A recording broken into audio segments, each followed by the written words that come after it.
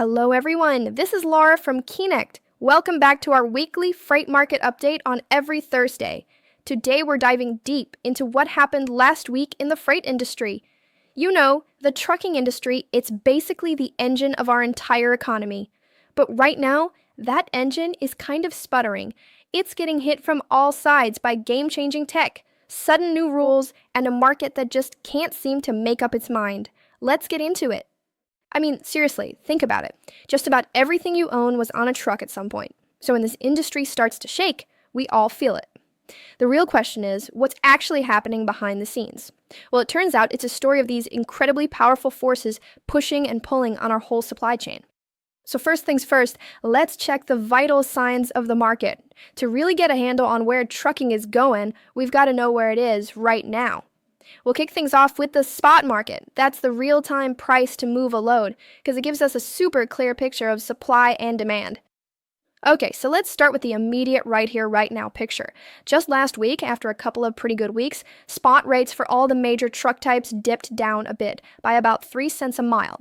Now, this wasn't some huge surprise. It's pretty much the cool down we expected after the Labor Day holiday. But here's where the plot thickens. If we zoom out and compare today's rates to this exact same time last year, the picture looks totally different. Rates are actually up. Van and reefer are both up 3 cents, and flatbed, well, that's up a really strong 10 cents per mile. This is a huge, huge sign that the freight recession of 2023 might have finally hit rock bottom. And that little dip we just saw, it's a classic seasonal pattern. Before the holiday, the load-to-truck ratio for vans, which is a key way we measure demand, was sitting around 6.7. Afterwards, as more drivers came back to work, it dropped to 5.66.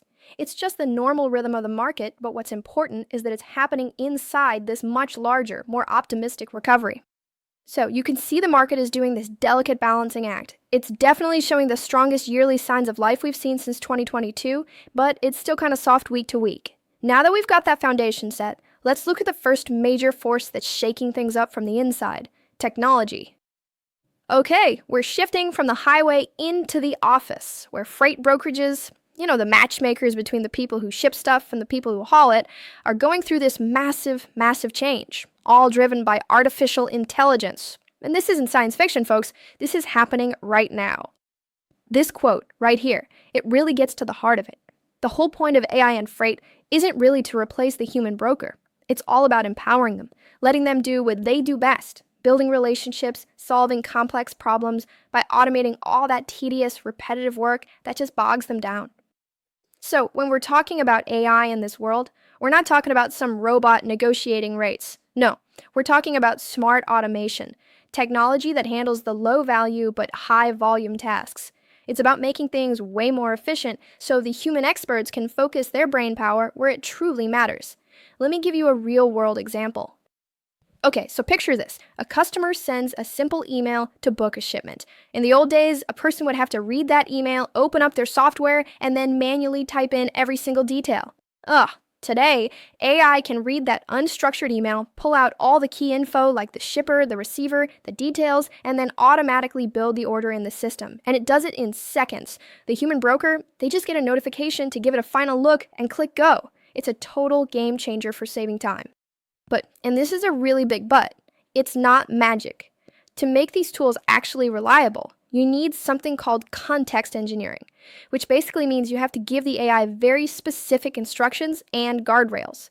If you don't, the AI can hallucinate, or in plain English, it just starts making stuff up. So yeah, human oversight is still absolutely essential to make this powerful tech work the right way. Alright, let's shift gears now. We're going from high-tech efficiency in the office to some new friction out on the road. While AI is speeding things up for brokers, a new regulatory crackdown is creating some major roadblocks for drivers. Just look at this number, 445. In a little over 2 months, that is how many truck drivers were pulled off the road in Texas alone. And the reason? Failing to meet the federal English language proficiency rule. This is a dramatic escalation in enforcement. So, you're probably asking, why is this all happening right now? Well, this timeline tells the story.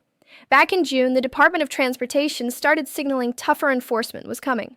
Then, a really tragic crash in Florida involving a non-English speaking driver pushed states to act. And by early September, the governor of Texas had ordered a zero-tolerance policy. And you can just see the huge difference in how states were enforcing this rule. Between June and August, Texas sidelined 445 drivers. Florida pulled a bunch from service too. But meanwhile, California, just 1 driver. And Washington, only 4. It created this massive enforcement gap across the country. But that gap, it is closing, and it's closing fast. The federal government has now stepped in, and they're threatening to withhold highway funding from states like California and Washington if they don't start enforcing the rule properly. So you could say the era of looking the other way is officially over. So where does all of this leave us? We've got a market that seems to be at a turning point, we've got a tech revolution making things super efficient, and we've got a regulatory crackdown creating all this new friction. Now it's time to connect the dots.